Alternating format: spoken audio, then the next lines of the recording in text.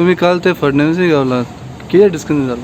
ना ते डिस्कशन तांचे प्रोजेक्टीव आसा सांगप कितें एक्सप्लेन पण मेन म्हणजे हांव पणजेन जें काम करता कार्यकर्त्यांक मेळटा हाचेर डिस्कशन जालें आनी ते तांणी म्हाका सांगलें की तशेंच चालू दवर आनी फुडें परते येतले तेन्ना ते मेळटा.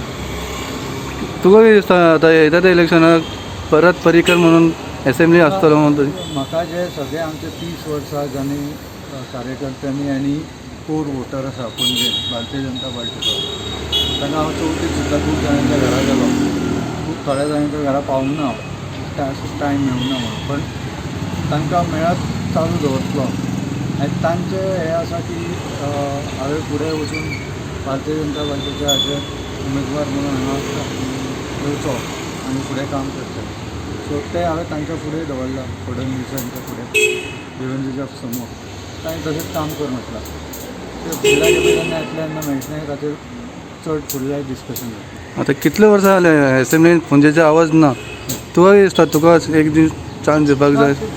ते पार्टी ठरयतली हांव लोकांक मेळपाचें काम करतलो म्हणजे तुका आनी काम करूंक जाय. येवन चवथीक खूब जाणांक मेळ्ळा आनी आतां गोईंग फॉरवर्ड आयली वर्किंग कितें आसा हांव जेन्ना भारतीय जनता पार्टीच्या कोर वोटर्स किंवा कार्यकर्त्यांक मेळटा तेच पक्षाचें काम करता.